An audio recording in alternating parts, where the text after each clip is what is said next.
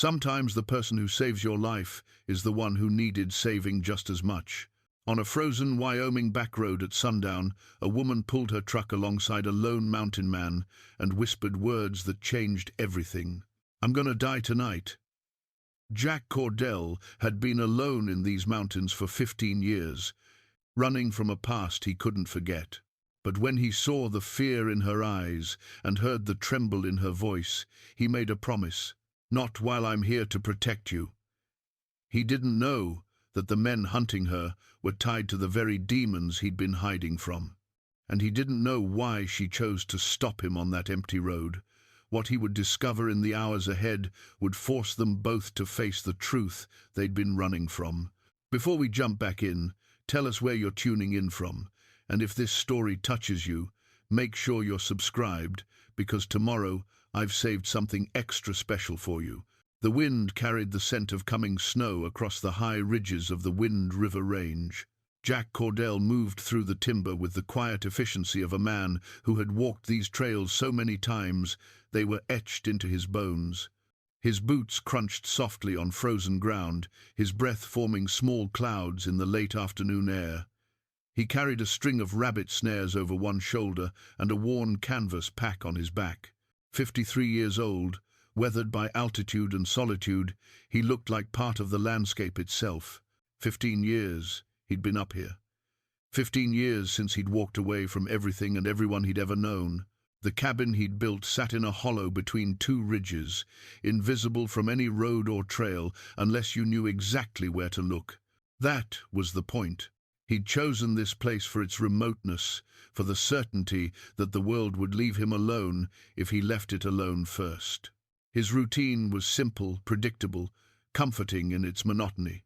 Rise before dawn, check the trapline, hunt or fish depending on the season, chop wood, haul water from the spring, maintain the cabin against the elements. In winter, the work doubled. The cold demanded respect, demanded preparation, demanded constant vigilance. One mistake up here could be your last. He'd made his mistakes long ago, down in the world of men and missions and choices that haunted you forever. Up here, the only choices were immediate and clear. Set the trap or go hungry. Split the wood or freeze. Simple mathematics of survival, with no room for the ghosts that had driven him into these mountains. Jack paused at the edge of a clearing, studying the sky. The light was fading fast, turning the snow-covered peaks to gold and then to shadow. Another hour and full dark would settle over the range. He needed to get back to the cabin, stoke the fire, prepare for what looked like a serious storm moving in from the west. The clouds had that heavy, laden look that promised a long night of snowfall. He was crossing the old logging road, the same one he walked twice a week on his way to and from the trapline, when he heard the vehicle. The sound carried strangely in the thin mountain air, echoing off rock faces, seeming to come from multiple directions at once. Jack stopped, every sense suddenly alert. Vehicles on this road were rare. The logging company had abandoned these operations years ago. Occasionally a lost hunter or a foolish tourist would wander up here, but not often. Not this late in the season, not with a storm coming. The truck appeared around the bend, moving slowly, hesitantly. It was a battered Chevy, maybe 20 years old, with a cracked windshield and a front bumper held on with baling wire. Not a tourist's vehicle, not a hunter's rig. It looked like something you'd see limping through a rural town, held together by necessity and prayer. The truck slowed as it approached him, then stopped. Jack's hand instinctively moved toward the hunting knife on his belt, not drawing it but ready. Old habits, old training, old instincts that never quite died no matter how long you hid from them. The driver's window rolled down with a mechanical grinding sound. The woman behind the wheel looked at him with eyes that held something Jack recognized immediately, because he'd seen it in his own mirror for years. Fear. Deep, bone-level fear mixed with exhaustion and something else. Desperation. She was younger than him, maybe late 30s, with dark hair pulled back in a ponytail that had come half undone. Her face was pale, her lips slightly blue from cold. She wore a thin jacket, inadequate for these temperatures, and he could see her shivering even from where he stood. "Are you Jack Cordell?" Her voice was quiet, controlled, but he could hear the tremor underneath. Every alarm bell in his head started ringing at once. No one knew that name up here. He'd left Jack Cordell behind 15 years ago, along with everything else. He went by Jake Cooper on the rare occasions he had to deal with people in the valley towns, paid his property taxes through a post office box, bought supplies with cash, left no trail, no record, no reason for anyone to come looking. "Who's asking?" His voice came out rougher than he intended, rusty from disuse. He could go days up here without speaking a word aloud. "My name is Sarah Chen." She said it like he should recognize it, like it should mean something. It didn't. "I need your help. I need—" Her voice broke slightly. She took a breath, steadied herself. "I'm gonna die tonight." The words hung in the cold air between them. Jack saw her hands gripping the steering wheel, knuckles white, saw the way her eyes kept flicking to the rearview mirror, checking the road behind her, saw the bruise forming along her jawline, the split lip, the way she held her left arm close to her ribs, like something hurt there. He should tell her he couldn't help, should tell her to drive down to Rock Springs, find the sheriff, get proper help from proper authorities. Should protect the isolation he'd built so carefully, the walls that kept the world and its complications away from him. But something stopped him. Maybe it was the fear in her eyes. Maybe it was the way she said his real name, the name he'd buried. Maybe it was just that he was tired of being alone, even if he'd never admitted it to himself. "Ma'am, I think you need to—" "They're coming." She cut him off, urgent now. "They're maybe an hour behind me, maybe less. I tried to lose them, but they're professional. They'll find me. And when they do—" She stopped, swallowed hard. "Please, I know who you are. I know who you were. James Corrigan, Ghost, Delta Force. I know everything." The name hit him like a physical blow. James Corrigan. He hadn't heard it spoken aloud in 15 years. Ghost. His call sign, earned through dozens of missions in a dozen countries.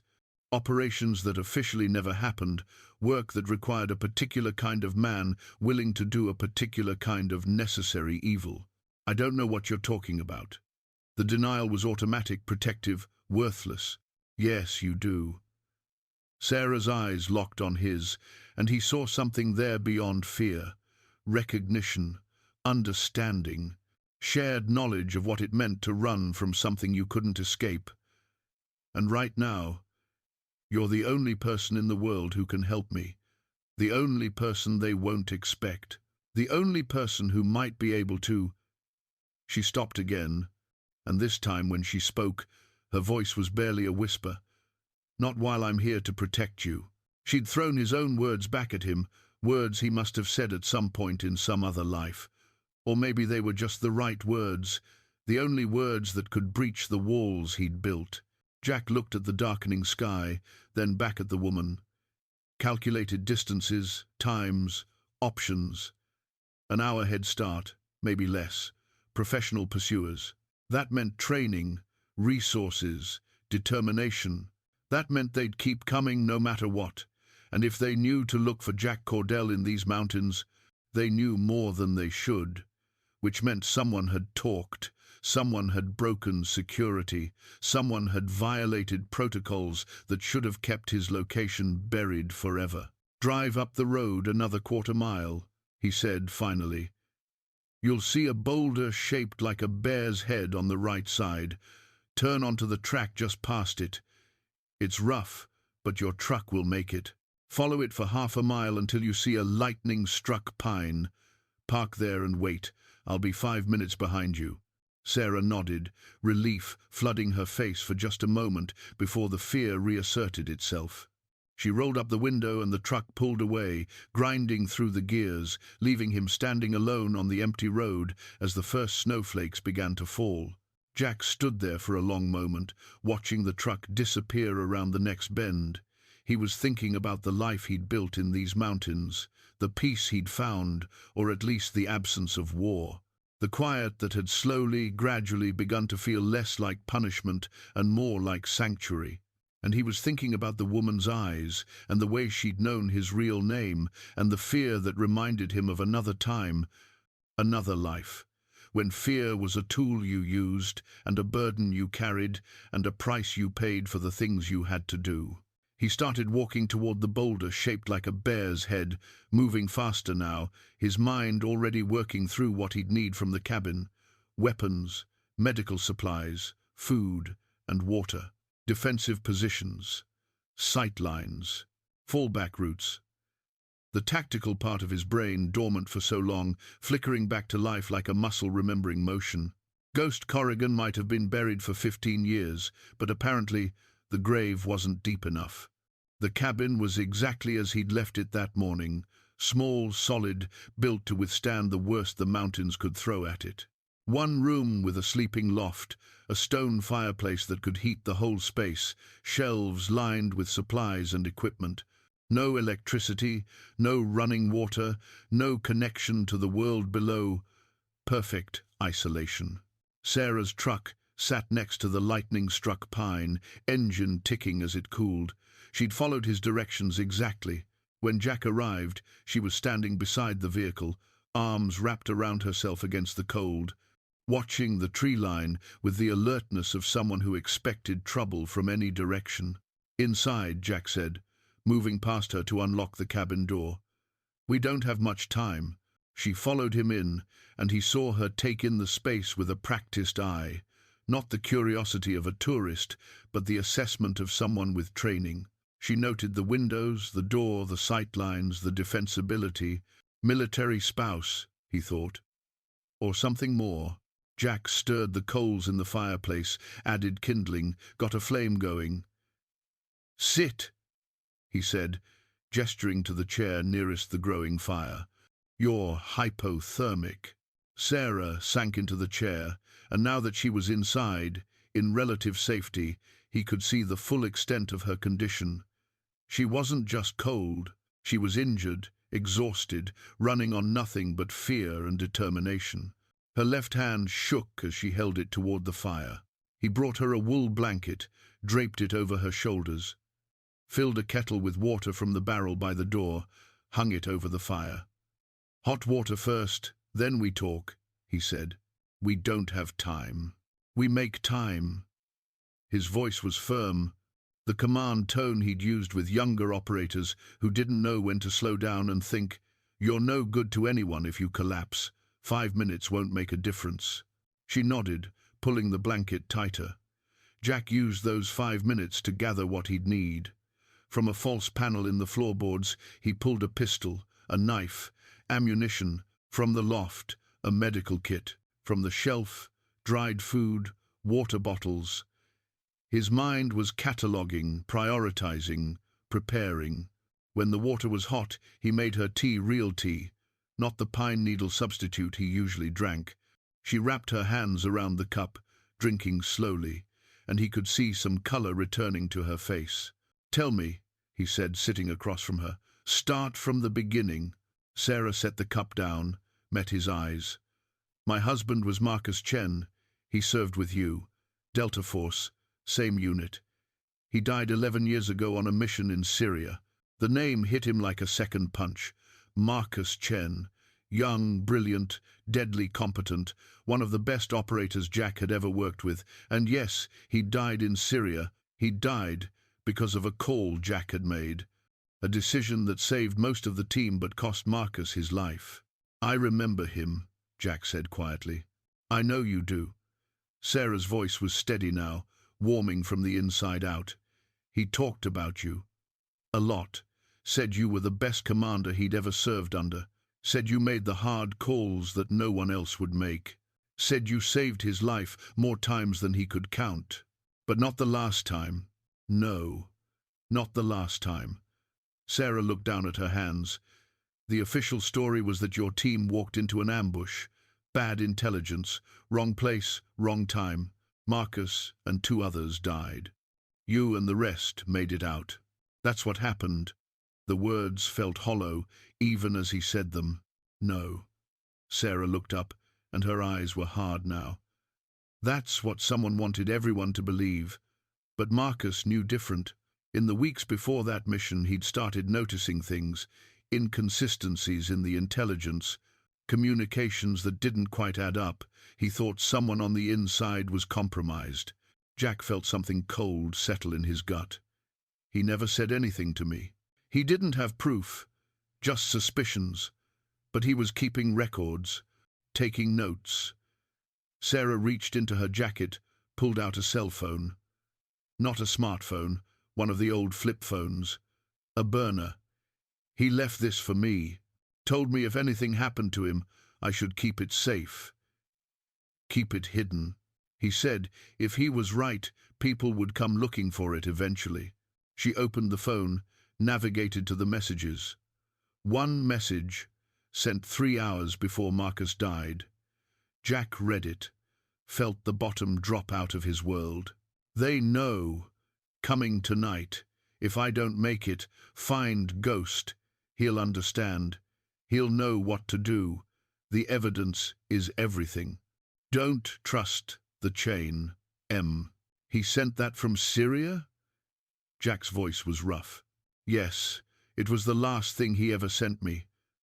Sarah's hand trembled slightly as she closed the phone. I didn't understand it then. I was pregnant, grieving, falling apart. I put the phone away and tried to forget, but I couldn't. It haunted me. What did he mean? What evidence? Why you? And you figured it out. It wasn't a question. It took years.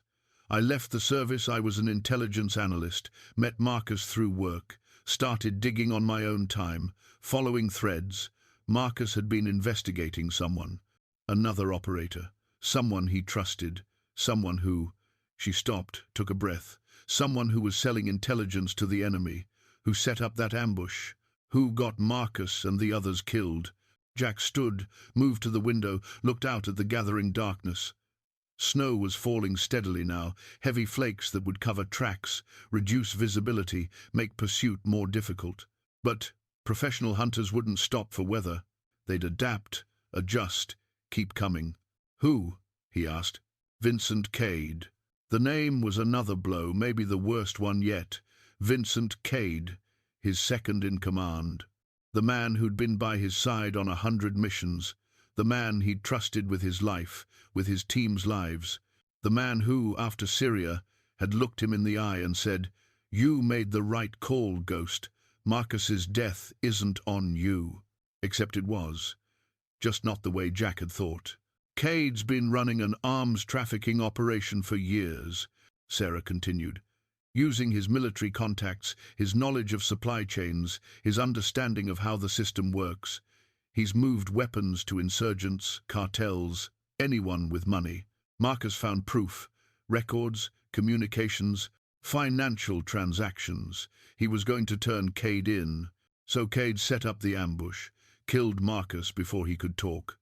Yes, and after the mission, when you disappeared, Cade took that as confirmation that you knew, that you were complicit or at least suspicious. He's been watching for any sign of you surfacing, any indication that you might have evidence. Jack turned back to face her. But I didn't. I left because I couldn't live with the guilt. I thought Marcus died because I made a bad call. That's what Cade wanted you to think. That's what he wanted everyone to think. Sarah stood, gored, still, wrapped in the blanket. Marcus left evidence with me, encrypted files on a drive. I've had it for 11 years, hidden, waiting to understand what it meant. 2 weeks ago, I figured it out, broke the encryption, saw everything, and Cade found out. Someone must have been monitoring me. Maybe they always were, waiting to see if I'd ever access the files. The moment I did, they came. She touched her bruised jaw.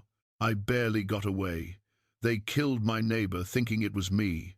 I grabbed what I could and ran. I've been running for 2 weeks, staying ahead of them by hours, sometimes minutes. Why didn't you go to the authorities? Because Cade has contacts everywhere. Military, law enforcement, intelligence agencies. I don't know who's compromised and who isn't. The only person Marcus told me to trust was you. So I found you. Took me months of searching, cross-referencing property records, utility accounts, tracking patterns.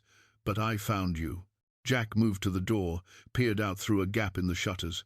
Nothing yet, but they'd come. Cade would come. The man he'd once called brother. The man who'd betrayed everything they stood for. The man who'd let him live with false guilt for 15 years. How many? I've counted at least 6 different men over the past 2 weeks. Could be more. They're professionals, former military, probably contractors Cade hired. And Cade himself, I don't know if he's with them, but he'll be directing them. He knows how you think, Jack. He trained with you, fought beside you.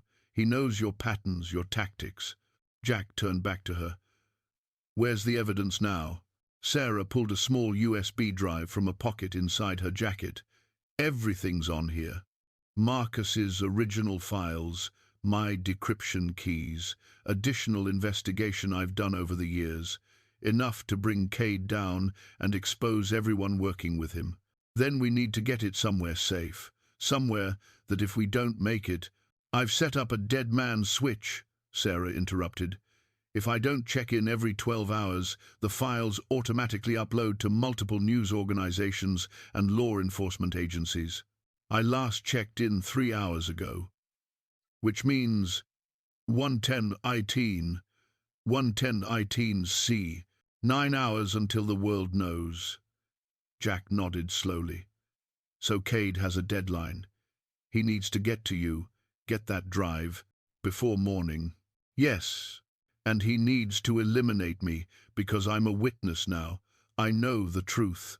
Yes. Jack looked at this woman, this stranger who wasn't really a stranger, who carried the weight of his past and her own grief, and a piece of evidence that would topple an empire built on betrayal and blood. She'd come to him because a dead man had trusted him. Because Marcus Chen, in his final message, had believed that Ghost Corrigan would do the right thing. From outside, faint but clear, came the sound of engines. Multiple vehicles moving slowly up the mountain road. Cade's men arriving exactly when expected. Jack met Sarah's eyes. "Not while I'm here to protect you," he said again, and this time he meant it with everything he had. He moved to the weapons cache, started pulling out what they'd need. Sarah stood, dropped the blanket, and he saw her transform from exhausted fugitive to something harder, more focused. She'd been running for 2 weeks, but she wasn't helpless. She knew what was coming. "Tell me the defensive plan," she said. Jack smiled grimly. It was a small smile, but the first real one he'd made in years. "Welcome to the worst night of your life," he said. "And maybe the last one, but if we're going out, we're taking some of them with us." The engines grew louder, echoing through the valley. The storm intensified, wind howling through the trees. And inside the small cabin, 2 people who'd been running from their pasts, prepared to make a stand that would define their futures. If they had futures at all. The first shots were probing fire, testing their response. Rounds punched through the cabin walls, thudding into the log walls with the heavy impact of high-powered rifles. Not trying to hit them yet, just establishing that they could. Psychological warfare. Let the targets know they're boxed in, vulnerable, outgunned. Jack didn't return fire. No point revealing positions yet. Beside him, Sarah stayed low, professional, breathing controlled. She'd been under fire before, he realized. Maybe not like this, but enough to know how to handle it. 8 shooters confirmed, she said quietly, tracking muzzle flashes through her scope. 4 east, 2 south, 2 west. North is clear. North is sheer cliff. They know we can't run that way. Jack counted seconds in his head. The assault pattern was textbook. Suppress, advance, breach. They'd move soon. 30 seconds. Get ready. The gunfire intensified. Concentrated bursts now, aimed at the windows, the door, any point of egress. Glass shattered. Wood splintered, the cabin filled with the smell of gunpowder and pine dust. Through the chaos, Jack heard Cade's voice on the radio, coordinating the assault with the precision of long practice. Bravo team advanced to secondary line. Alpha, maintain suppression. Charlie, prepare for breach. Standard special operations tactics. The kind Jack had used 100 times. The kind Cade had learned from him. Now, Jack said. He fired 3 controlled bursts through the east window, aiming high, not trying to hit anyone but forcing them to take cover. Beside him, Sarah did the same through the south window. The incoming fire paused, just for a moment, as the assault teams reacted to resistance. That moment was all they needed. Jack grabbed the emergency pack, Sarah grabbed hers, and they moved. Not out the door, that's what Cade would expect, but through a trapdoor hidden under a rug near the fireplace. Down into darkness, into the root cellar that Jack had spent months digging and reinforcing. The trapdoor closed above them with a soft thump, invisible from above, covered by the fallen rug. Underground, the sounds of battle muffled to distant thunder. Jack led the way by touch, no light, navigating by memory through the narrow tunnel. Behind him, Sarah moved with the silence of training, keeping pace, trusting him. The tunnel ran 50 feet, angling up toward the tree line. Jack had built it during the first winter, knowing that someday he might need an escape route. Paranoia, maybe, or the survival instinct of a man who'd made too many enemies. They emerged behind a deadfall, natural cover that concealed the tunnel's exit. Snow immediately soaked through their clothing, the storm still raging. Jack paused, listening. Above them, at the cabin, the assault had intensified. Flashbangs, the distinctive thump of breaching charges, the organized chaos of a dynamic entry. "They're in," Sarah whispered. "Good. Let them think we're dead or captured." Jack oriented himself, then pointed. "This way. 50 meters to the overwatch position." They moved through the storm, using the weather as cover. Jack's knowledge of the terrain paid off. Even in darkness, even in driving snow, he knew where to step, where the ground was solid, where the footing was treacherous. Sarah followed close, learning the path as they went. The overwatch position was a natural rock formation, 3 large boulders that formed a shelter from wind and provided a commanding view of the cabin below. Jack had prepared it years ago, stashed supplies, cleared sightlines. Now it would serve as their fortress. They settled in, breathing hard from the sprint through snow. Below, lights moved through the cabin. Tactical lights, methodical search patterns. Cadet's men were good. They wouldn't assume anything, would clear every corner, every possible hiding spot. "How long until they realize we're gone?" Sarah asked. "Minutes. Then they'll search the perimeter, find the tunnel eventually. But by then," Jack checked his watch, "by then we'll have cut their numbers down." Sarah set up her rifle, finding a stable rest between rocks. From this angle, she had a clear view of the cabin's surroundings, the approaches, the rally points where Cade's men would regroup. "What's the plan?" "They think they've won, think they've got us trapped or dead. That makes them relaxed, careless. When they come out of that cabin, they'll be congratulating themselves. That's when we hit them." "And Cade?" "Cade's smart. He'll stay back, let his men take the risk. We won't get him in the first pass." Jack settled in beside her, weapon ready. "But we'll get some of them. Thin the herd. Make him worry." They waited. Below, the search continued. Jack could imagine the confusion when they found the trapdoor, the tunnel, the empty exit. Cade would understand immediately what had happened. Would know that Ghost Corrigan was still playing the game, still using terrain and tactics to level an uneven field. "Movement," Sarah said. 3 men, coming out, southeast corner." Jack saw them. Relaxed postures, weapons lowered. One was talking into a radio, probably reporting the cabin clear. They moved toward the vehicles, probably planning to set up a command post, coordinate the expanded search. "Wait for my shot," Jack said. "Then take the one on the right." Sarah's breathing slowed, steadied. Sniper's breath, the calm before action. Ready. Jack aimed, not at the men, but at the radio antenna on the nearest vehicle. The shot was calculated, precise, the kind of marksmanship that came from endless practice and natural talent. He squeezed the trigger. The antenna exploded. The three men dove for cover, professional reactions to unexpected fire. But they were looking the wrong direction, thinking the shot came from the cabin. Sarah fired, her round taking the rightmost man in the leg. Not lethal, Jack had been clear about that, but incapacitating. The man went down hard. The other two returned fire, but they were shooting at shadows, at the wrong target. Jack fired again, another non-lethal hit, and the second man fell. The third made it to cover behind the vehicle, shouting into his radio, calling for backup. Below, chaos erupted. Men poured out of the cabin, taking up defensive positions, scanning for threats. But they were looking down the mountain, expecting an external attack, not thinking about the high ground behind them. "Reposition," Jack said. 50 meters east. Move slow. Stay quiet." They displaced, moving before return fire could find them. Another tactical principle: shoot and move, never stay in one place. Cade would know to check the high ground eventually, but by then they'd be somewhere else. At the new position, Jack looked at Sarah. Her face was set, determined, but he could see the toll this was taking. Not physical fear, but the weight of it.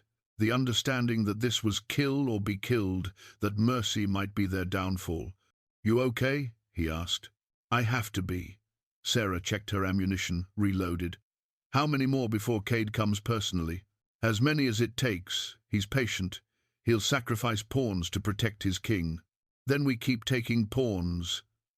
Sarah's voice was hard now, resolved. "Until he has no choice." Below, Cade's voice crackled over the scanner. "Ghost, I'm impressed. You haven't lost your touch, but you're just delaying the inevitable. We have time. You don't. That deadline is still ticking." Jack picked up his radio. "Then you better move faster, Vincent. Clock's running for both of us." He turned off the radio, met Sarah's eyes. 3 hours until dawn. 3 hours until your dead man's switch activates. Can you fight that long?" Sarah's answer was to chamber another round. "Watch me." The storm was both blessing and curse. It covered their movements, masked their sounds, made tracking nearly impossible. But it also sapped strength, chilled to the bone, turned every action into a battle against elements as well as enemies. Jack felt it in his joints, the deep ache of age and cold. 15 years of mountain living had hardened him, but 53 was 53. The body remembered even when the mind pretended otherwise. Beside him, Sarah shivered despite her layers. Jack pulled an emergency blanket from his pack, the thin, reflective kind that looked useless but trapped heat. He draped it over her shoulders. "I'm fine," she protested. "You're hypothermic again. We both are. 5 minutes of warmth won't hurt." Jack huddled close, sharing body heat, the practical intimacy of survival. "Tell me about Marcus." "Not the operator. The man." Sarah was quiet for a moment, hands wrapped around the blanket. Below, Cade's men were reorganizing, setting up a perimeter, preparing for a methodical sweep. They had time. Not much, but some. "He loved breakfast," Sarah said finally. "Sounds silly, but it's what I remember most. He'd wake up early, even on leave, and make these elaborate breakfasts. Pancakes, eggs, bacon, fresh fruit. Said if you started the day right, everything else would follow." Jack smiled, despite everything. He did that in the field too, always had the best MREs somehow. Traded for them, saved them. We'd be in some godforsaken desert eating cardboard, and Marcus would pull out a halfway decent meal. He said food was civilization. No matter how bad things got, if you could sit down and eat something good, you were still human. Sarah touched the dog tags at her throat. After he died, I couldn't eat breakfast for a year. Every morning felt like—" She stopped, collected herself, like I was betraying his memory by being alive to eat it. That's not what he would have wanted. No. But grief doesn't care what the dead would want. It just takes and takes until you learn to live around it. Sarah looked at him. Is that what you did up here? Learned to live around it? Jack considered. I tried to. Thought if I was alone, if I punished myself enough, eventually the guilt would fade. But it doesn't work that way. You can't run from what you carry inside. Then why did you stay? Because I didn't know what else to do. Didn't know how to face the people I'd let down. My team, my family, myself. He paused, remembering. I have a daughter, Emily. She was 16 when I left. Told her I had one more mission, would be back in a few weeks. That was 15 years ago. Sarah's expression softened. You never contacted her? How could I? What would I say? Sorry I disappeared. Sorry I chose guilt over being your father. Jack shook his head. She's better off without me. Is she? Or is that just what you tell yourself to justify staying hidden? The question cut deeper than Jack expected. He'd told himself for years that Emily was better off, that his presence would only bring danger or disappointment.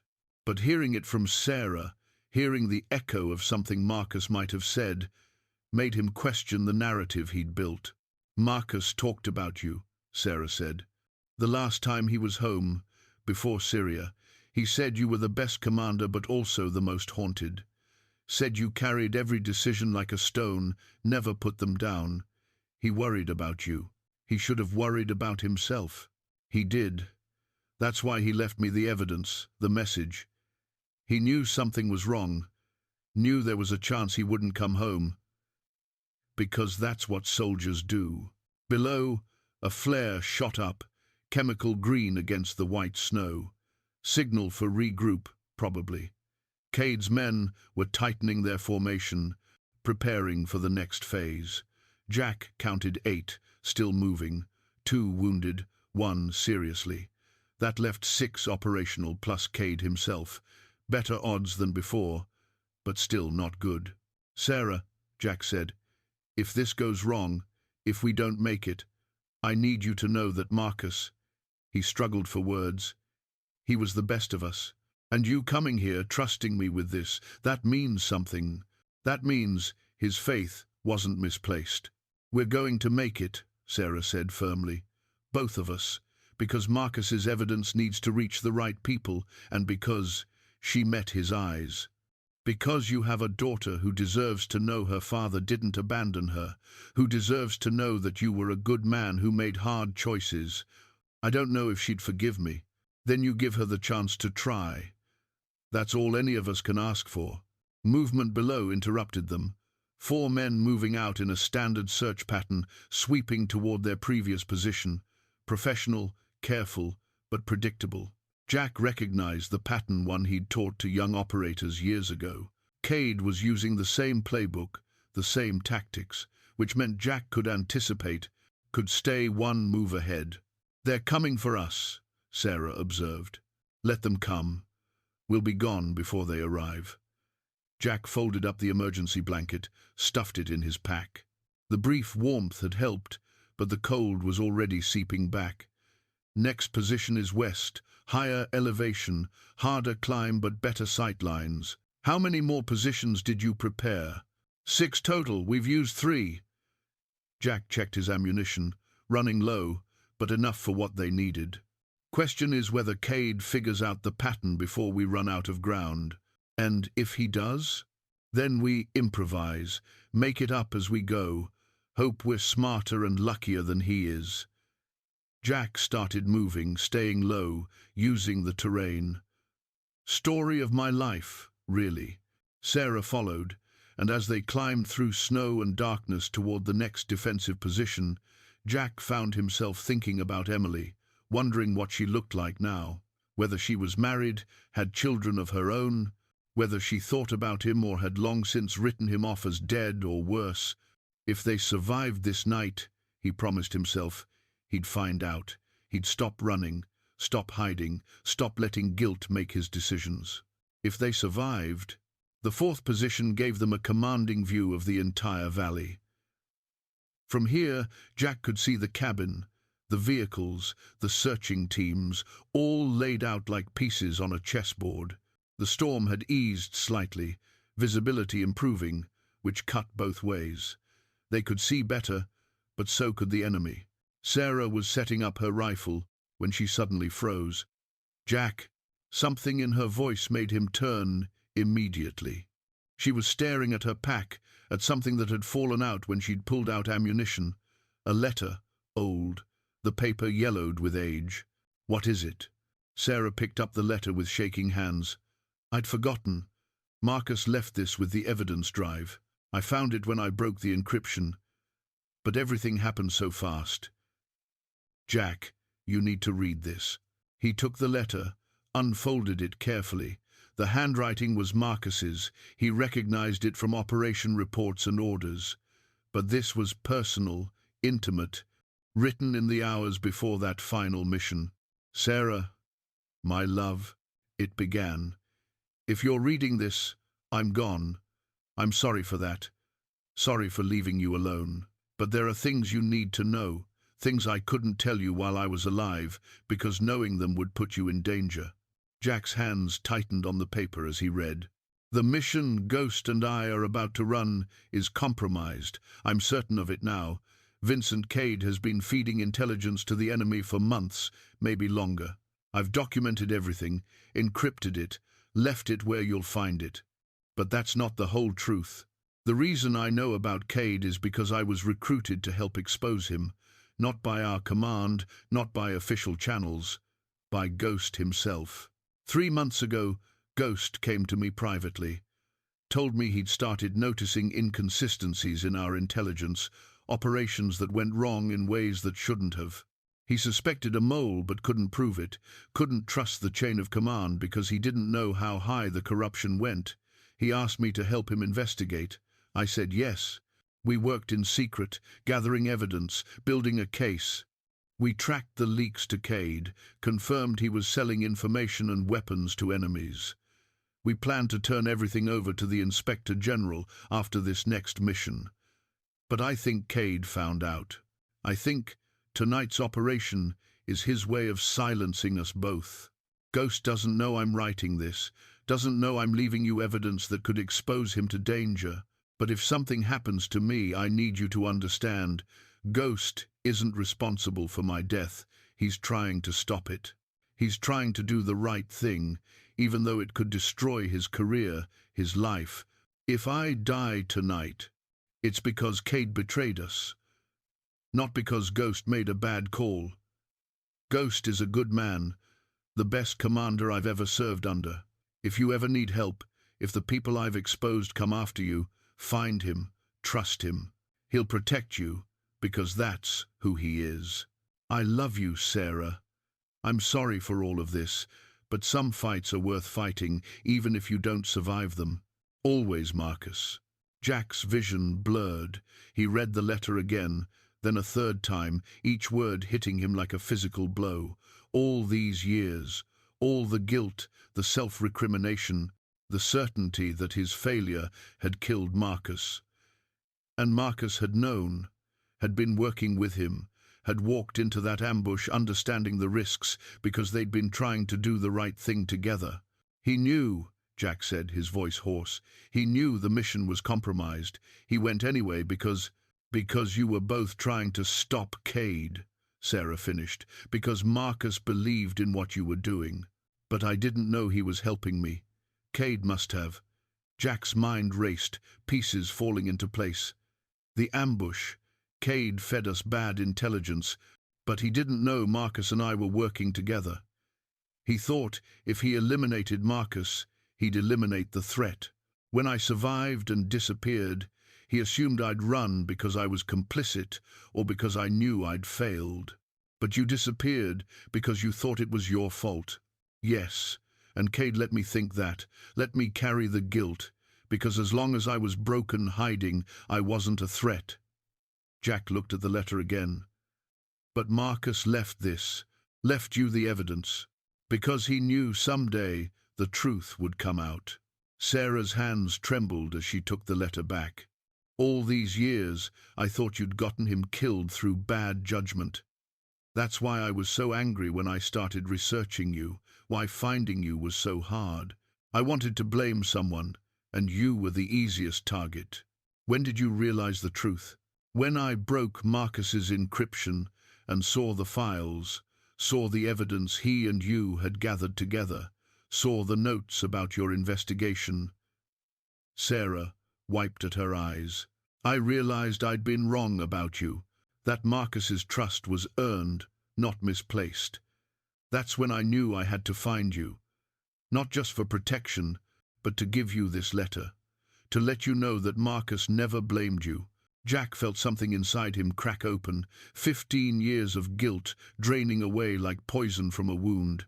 He hadn't failed Marcus, hadn't gotten him killed through incompetence or cowardice. They'd been partners, trying to stop corruption, and Marcus had died as a result of that choice. It was tragic, it was painful, but it wasn't Jack's fault. Cade doesn't know, he said slowly. He doesn't know that Marcus and I were working together. Doesn't know. The evidence implicates both of us in the investigation. What does that mean? It means his whole strategy is based on a false assumption. He thinks I'm a broken recluse who'll crack under pressure. He doesn't know I'm... Jack stopped, understanding flooding through him. He doesn't know that I've known the truth all along, that I've been building a case for 15 years. That wasn't true, but Cade didn't know that. Cade thought Jack was Ghost Corrigan, master tactician, patient operative. If Cade believed Jack had been working this whole time, hiding and gathering evidence, he'd have to reassess everything. Jack grabbed his radio, keyed it. "Vincent, we need to talk." A pause. Then, "I'm listening, Ghost. I know what you think happened. You think Marcus found out about your operation and you eliminated him before he could talk. You think I ran because I couldn't handle the guilt. That's exactly what happened. No, Marcus and I were working together. We knew about your trafficking months before Syria. We had evidence, witness statements, financial records. We were building a case." Another pause. Longer. Jack could imagine Cade processing this, running scenarios. "If that were true, you would have come forward years ago. I needed to find all of it. Your buyers, your suppliers, everyone in your network. Marcus died before we could complete the investigation. I've spent 15 years finishing it. Every transaction, every deal, every person you've corrupted." Jack let that sink in, and he checked his watch. 2 hours and 40 minutes, all of it goes public. Sarah's dead man switch isn't just her evidence, it's mine too. It was a bluff, but a good one. Cade couldn't know for certain what evidence Jack had or didn't have, and the threat of exposure from multiple sources would force him to recalculate. The radio stayed silent for a long moment. Then, "Am I? You trained with me, Vincent. You know how I think. You know I don't give up, don't forget, don't forgive. You really think I spent 15 years hiding in these mountains doing nothing?" Jack's voice was cold now, certain. "I let you think you'd won, let you think I was broken. But I was watching, waiting, building the case that will destroy everything you've built." More silence. Jack could almost hear the gears turning in Cade's mind. Doubt was a powerful weapon. Once planted, it grew. "Finally, even if that's true, you both die tonight. The evidence dies with you. That's what you think. But dead man switches are dead man switches for a reason, Vincent. Kill us, and you guarantee your exposure. Let us live, and maybe we can make a deal." "What kind of deal?" "The kind where you walk away right now, disappear like I did, take what you can carry and run. Because come dawn, there's nowhere safe for you. Not here, not anywhere." Cade laughed, but there was less confidence in it now. "You expect me to believe you'd just let me go?" I expect you to believe that I'm tired, that 15 years of hunting you was enough, that I want this over more than I want revenge." Jack paused. "But if you force my hand, I'll end this the hard way. Your choice." The radio clicked off. Sarah looked at Jack with wide eyes. Was any of that true? The part about Marcus and me working together? The rest? He smiled grimly. Sometimes the best weapon is the enemy's imagination. Let Cade wonder what's real and what's not. Will he run? No. He's too far in, too invested, but he'll be cautious now, uncertain. And that gives us an advantage. Jack checked his weapon. He'll come personally now. Won't trust his men to handle this. And when he does, we end it. Sarah finished. Jack nodded. We end it.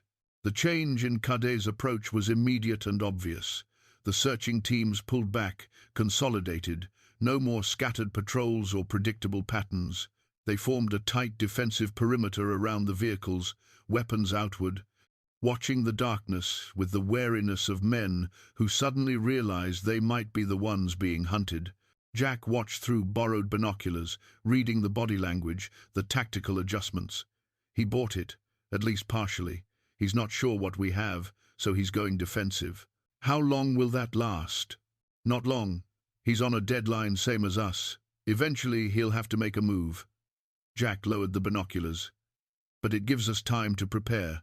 From his pack, Jack pulled items he hadn't touched in 15 years. His old tactical vest, the one with the Delta Force patch still sewn to the chest. The patch was faded, the edges frayed, but the distinctive arrowhead design was clear. He looked at it for a long moment, remembering the man who'd worn it, the operator called Ghost, who'd led men into impossible situations and brought most of them home. You kept it, Sarah said softly. Couldn't throw it away. Couldn't wear it either. So it sat in my pack, reminder of who I used to be. Jack ran his finger over the patch. Marcus gave this to me, after my first mission as commander. Said, a good leader needed symbols, something men could rally around. He was right. Are you going to wear it? Jack held the vest, feeling the weight of it, the history. Then he slipped it on, fastened the straps, settled it into place. It fit differently than it had 15 years ago. His body had changed, hardened by mountain living, but it still fit. The patch sat over his heart, exactly where it belonged. I'm done hiding from who I was, he said. Cade wants Ghost Corrigan? He can have him. Sarah smiled, and there was something fierce in it. Marcus would be proud. Marcus would tell me I'm an idiot for waiting this long. Jack checked his weapon, his ammunition, his gear. Everything was ready. Everything except him, and now finally he was ready too. Tell me about the evidence. Everything on that drive. Sarah pulled out the USB drive, held it like the precious thing it was. Financial records going back 8 years, transactions, account numbers, shell companies. Marcus tracked every dollar Cade made, selling weapons and intelligence. Who are the buyers? Terrorists, cartels, insurgents, anyone with money. Cade didn't discriminate. He sold TOW missiles to Iraqi insurgents, AT-4 seconds to Mexican cartels, classified intelligence to Russian agents. He facilitated deals worth tens of millions of dollars. Jack felt cold rage settle in his gut. How many people died because of those weapons? Hundreds, maybe thousands, including Americans, including soldiers we served with. Sarah's voice was hard. That's why this matters. It's not just about revenge for Marcus. It's about justice for everyone Cade betrayed. Who else is implicated? 3 other former operators, 2 current Pentagon officials, 1 senator. Cade built a network, people who looked the other way or actively helped in exchange for money. Sarah looked at the drive. This will blow up careers, maybe trigger congressional investigations. It's bigger than just one bad operator, which is why Cade will do anything to stop it. Yes. Jack was quiet for a moment, thinking. The dead man's switch. How does it work? I have to check in every 12 hours using a specific code. If I don't, or if I enter the wrong code, the files automatically upload to pre-selected recipients, news organizations, congressional oversight committees, the Inspector General. I set it up through an encrypted service that's completely automated. No one can stop it except me. When's your next check-in? Sarah checked her watch. 2 hours and 15 minutes. And if Cade captures you, forces you to enter the code. There are 2 codes, one that resets the timer, one that triggers immediate upload. I enter the wrong one, everything goes public instantly. She met his eyes. He can't win, Jack. Even if he kills us both, the evidence survives. Unless he gets the drive in you before you can trigger the upload. That's why I'm not getting captured. Sarah's voice was absolutely certain. I'll die first. It won't come to that. You can't promise that. No, but I can promise to do everything possible to make sure it doesn't. Jack scanned the valley below. Cade's men were still in defensive formation, but he could see movement, preparation. They were getting ready for something. He's going to come for us. One final push before your deadline. Everything he has, all at once. Can we stop that? Maybe. If we choose the ground, control the approach, use every advantage. Jack pointed to the terrain between their position and the valley floor. Narrow ridge, steep approaches on both sides. They can only come at us a few at a time. That negates their numbers. But we're trapped up here. No retreat. Sometimes the best defense is having nowhere to run. Makes you fight harder. Jack smiled without humor. Besides, we don't need to win. We just need to survive for 2 more hours. Sarah nodded slowly. What do you need me to do? Cover the approach from here. Anyone who tries to climb, you make them regret it. I'll move to a forward position, slow them down, make them pay for every foot of ground. Jack pulled out Marcus's combat knife, the one Sarah had given him. If they get past me, if it comes down to it, you trigger the upload and run. Don't wait. Don't try to save me. Jack, promise me, Sarah, this is bigger than either of us. That evidence has to survive. She was quiet for a long moment. Then, only if you promise the same. If they get to me, if I can't trigger the upload, you run. You get word out about what Cade did. You tell people about Marcus, about what we tried to do. Jack didn't want to make that promise. Didn't want to imagine leaving her behind. But she was right. Someone had to survive to tell the story. I promise, he said. They shook hands on it, a formal agreement between warriors. If you need me to fall back, pop red smoke. If you're in immediate danger, flare. I'll come running. And if you need me, I'll use hand signals if I can see you. If not, Jack tapped his radio. Keep channel 3 open. Quick bursts only. Cade's probably monitoring, but in an emergency, communication is worth the risk. Sarah checked her watch again. 2 hours and 10 minutes. Then let's make them count. Jack moved down from their position, navigating the slope with the confidence of long practice. He could hear Sarah settling in above him, finding stable firing positions, preparing her sight picture. Good, she knew what she was doing. The forward position was a cluster of rocks, about halfway between the high ground and the valley floor. Defensible, with good cover, but exposed enough that Cordell's men would think it was a mistake. They'd commit to the assault, thinking they could overrun a lone defender, and maybe they could, but they'd pay for it. Jack set up his rifle, arranged his ammunition and grenades within easy reach. From here, he could see the entire approach. Anyone climbing would be exposed, vulnerable, easy targets. The trick was making them commit before they realized it was a kill zone. Below, something changed. Cade's men started moving, loading into vehicles, engines starting. Jack grabbed his binoculars, watched as 3 trucks began moving up the mountain road.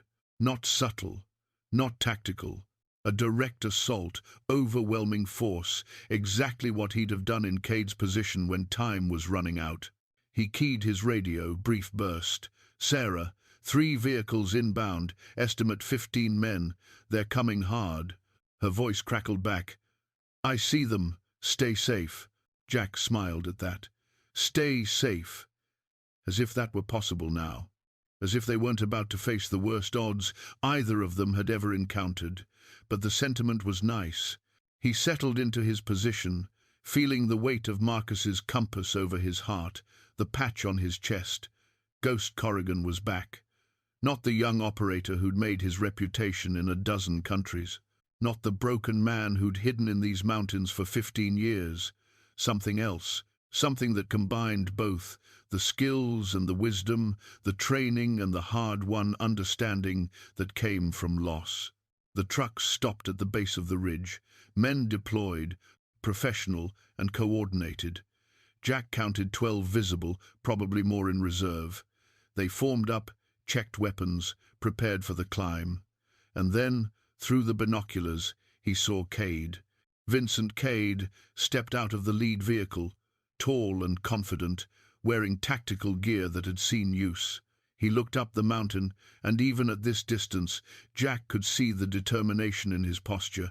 Cade had come personally. This was it. The final confrontation, 15 years in the making. Cordell raised a radio to his lips, and Jack's scanner picked up the transmission. Ghost. I'm coming up. You and me, face to face. The way it should have been 15 years ago. Your call. We do this clean, one-on-one, or I send everyone, and we do it ugly. Jack picked up his own radio. You think I'm fool enough to believe you'll honor that? I think you're desperate enough to try anything. And I think you know that if we go the ugly route, Sarah dies along with you. But if it's just us, maybe she walks away. A pause. I'm not asking for your surrender, Ghost. I'm asking for a fair fight. The warrior's way. What do you say? Jack looked up the slope, toward where Sarah was hidden. Looked at the men forming up for assault, looked at his watch. 2 hours and 5 minutes until the deadline. Cade was gambling that Jack's sense of honor would override his tactical judgment. That Ghost Corrigan would choose a fair fight over a smart one, and the hell of it was. Cade was right. Come ahead, Vincent, Jack said into the radio. Just you. We'll settle this like we should have long ago. Alone? Unarmed? Armed. I'm not that stupid. But one-on-one. No backup. No interference. Jack paused. Unless you're afraid you can't take an old man. Cade laughed. See you in 5 minutes, Ghost. Try not to die before I get there. The radio went dead.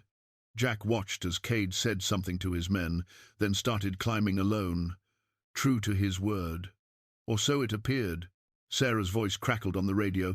Jack, this is a trap. I know. Then why? Because it's also an opportunity. Trust me. He hoped he wasn't wrong. The fight turned brutal, desperate.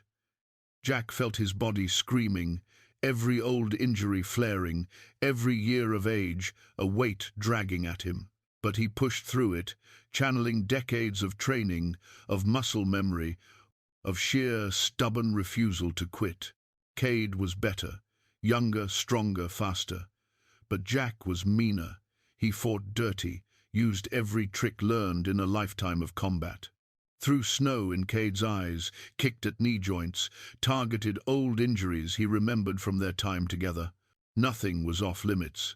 Not when Marcus's ghost was watching, not when Sarah's life hung in the balance. Above them, Jack caught movement. Sarah, repositioning, trying to get a clear shot. But they were too close, moving too fast. She couldn't risk it. Jack needed to create separation, give her an opening. He let Cade drive him back, apparently losing ground. Cade sensed victory, pressed harder. They reached the edge of the position, where the rocks gave way to steep slope. Cade tried to corner him there, trap him against the drop. Instead, Jack grabbed Cade's vest, pulled him close, and threw them both over the edge. They tumbled down the slope, bouncing off rocks, tangled together. Jack felt ribs crack, heard Cade curse. They hit a flat section hard enough to drive the air from both their lungs. Lay there for a moment, stunned. Cade recovered first. Rolled to his feet, knife still in hand. Jack was slower, his body refusing to cooperate. Cade saw it, smiled, moved in for the kill. The shot came from above. Not aimed at Cade. Sarah couldn't risk hitting Jack, but close enough to make Cade dive for cover. It bought Jack the seconds he needed to get his feet under him, to find his own knife where it had fallen. "Cheating ghost," Cade called from behind a boulder. "Thought we had an agreement." "Agreement was one-on-one. You're still alive, aren't you?" Jack coughed, tasted blood. "Besides, you really think your men stayed back? I count 3 on the ridge, 2 flanking from the east." Cade's silence confirmed it. Of course, he'd positioned backup. Neither of them had really believed this would be a fair fight. "Last chance," Cade said. "Tell Sarah to give up the drive. I let you both walk away." "You're lying." "Probably, but you're going to die either way. At least this way. She lives." Jack looked up the slope toward where Sarah was hidden, looked at his watch. 1 hour and 50 minutes. So close. If he could just hold out a little longer, get to the deadline, everything would be worth it.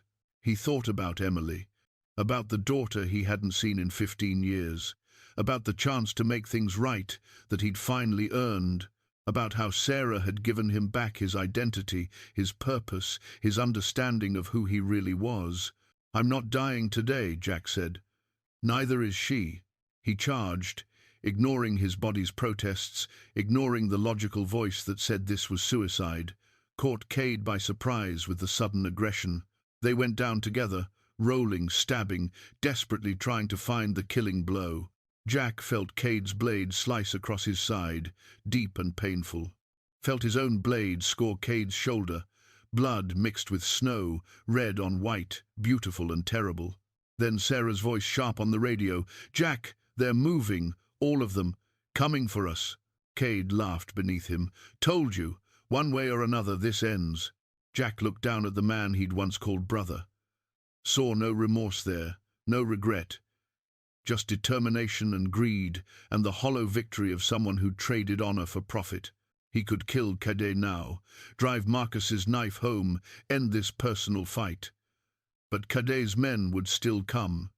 Sarah would still be in danger, and the evidence would die with them if they didn't survive the next 2 hours.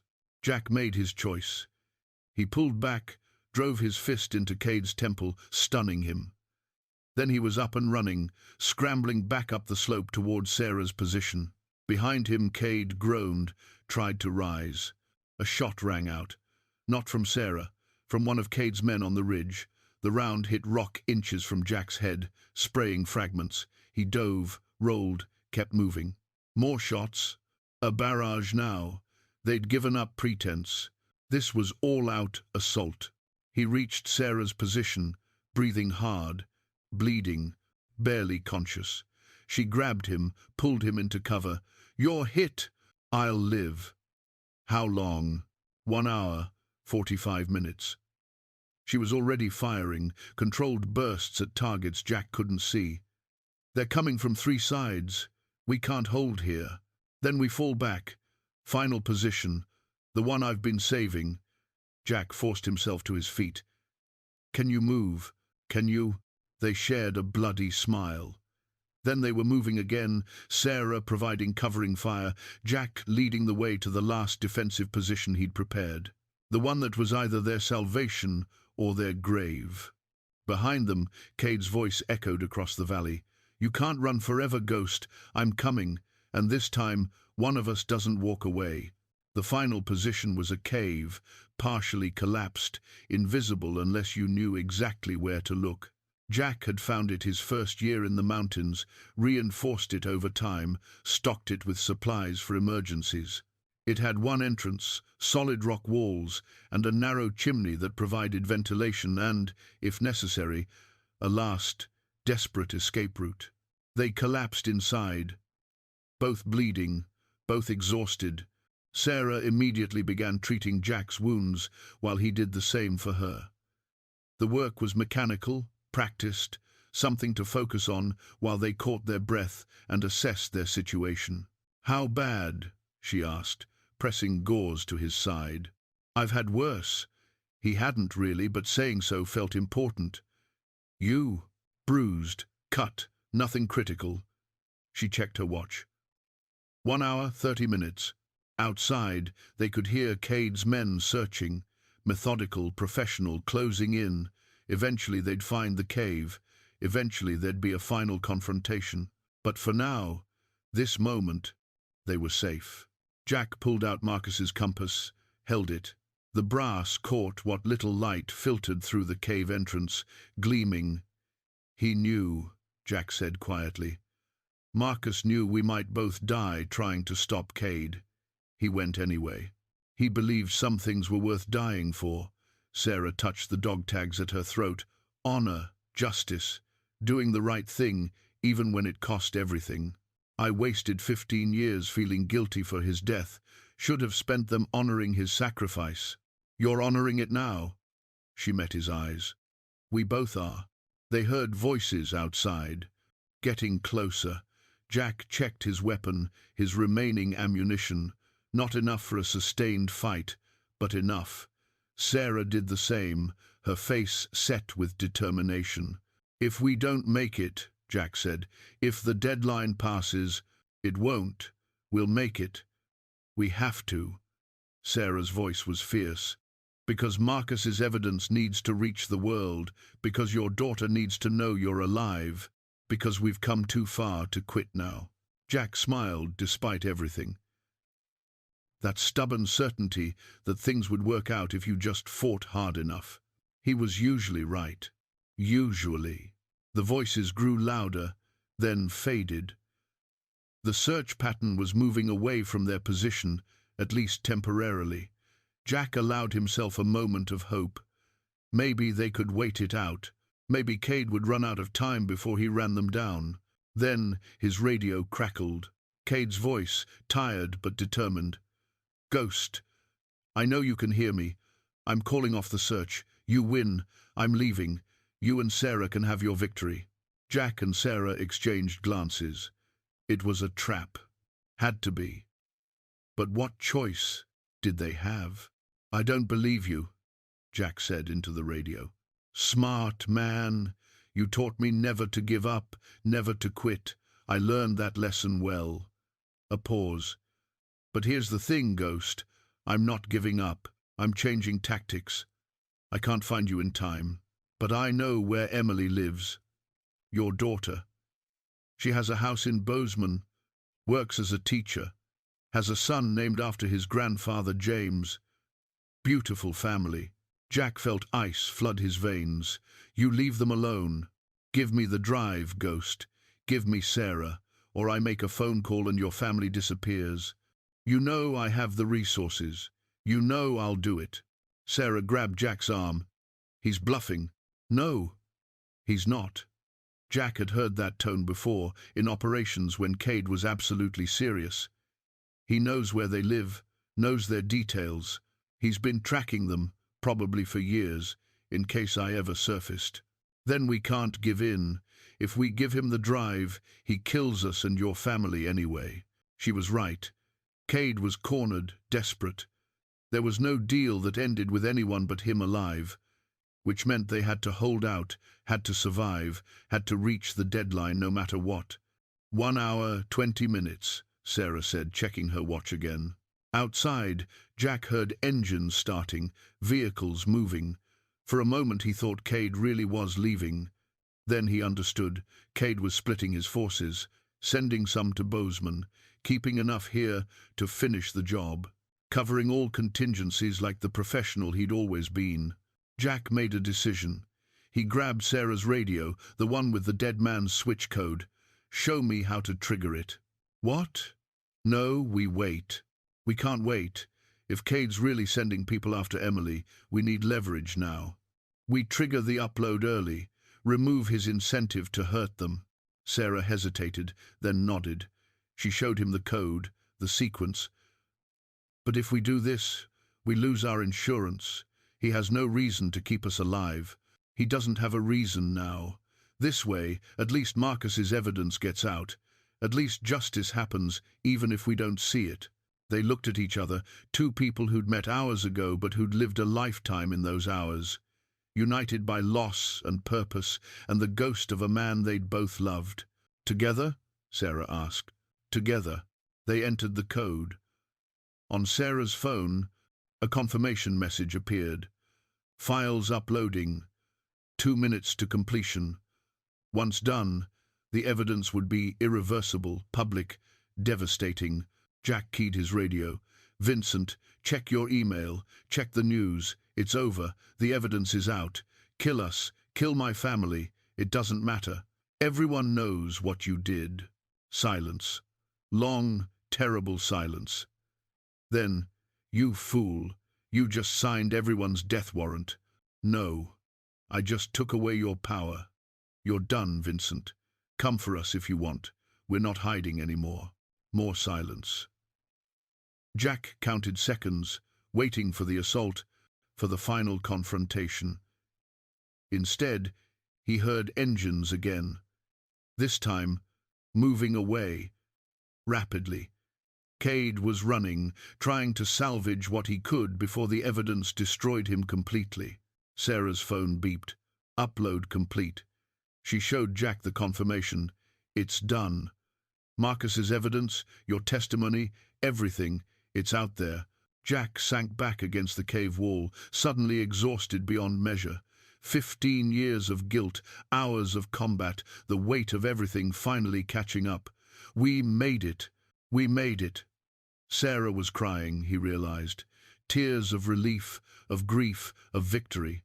Marcus, we did it. We finished what you started. They sat in the cave as dawn broke outside, as the storm finally cleared, as the world began to react to the evidence now spreading across news networks and government agencies. They sat and breathed and lived, because sometimes that was victory enough. Later, much later, when federal agents arrived to secure the area and take their statements, Jack asked to make a phone call. They gave him a satellite phone. He dialed a number he hadn't called in 15 years but had never forgotten. A woman answered. Older voice, but still familiar. Hello? Emily, Jack said, his voice breaking. It's Dad. I know I don't deserve, I know I left, but I'm alive, and I'm coming home, if you'll let me. Silence on the line. Then, Dad? Disbelief, hope, confusion. Where have you been? Hiding from ghosts, Jack said, looking at Sarah, at Marcus's compass in his hand. But I'm done with that now. I'm ready to be your father again, if it's not too late. More silence. Then, softly, it's never too late to come home.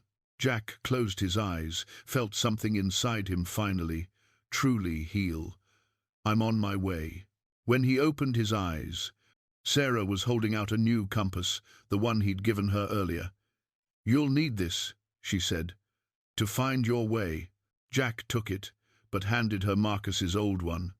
Keep his, remember him, honor what he did. Sarah clutched the compass, nodded. They stood together in the morning light, two people who'd faced death and found life, who'd confronted their pasts and claimed their futures. What will you do? Jack asked.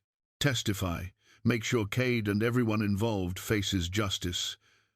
Then Sarah smiled, tentative but real. Then I think I'll figure out how to live again. Maybe have that breakfast Marcus always loved. That sounds good. They walked down the mountain together, toward the waiting agents, toward the complicated mess of debriefings and investigations and consequences, but also toward healing, toward redemption, toward the future they'd earned through blood and courage, and the refusal to give up on what mattered. Behind them, the sun rose over the Wind River Range, painting the snow gold and pink, promising a new day. And for the first time in 15 years, Jack Corrigan Ghost walked toward it with his head held high.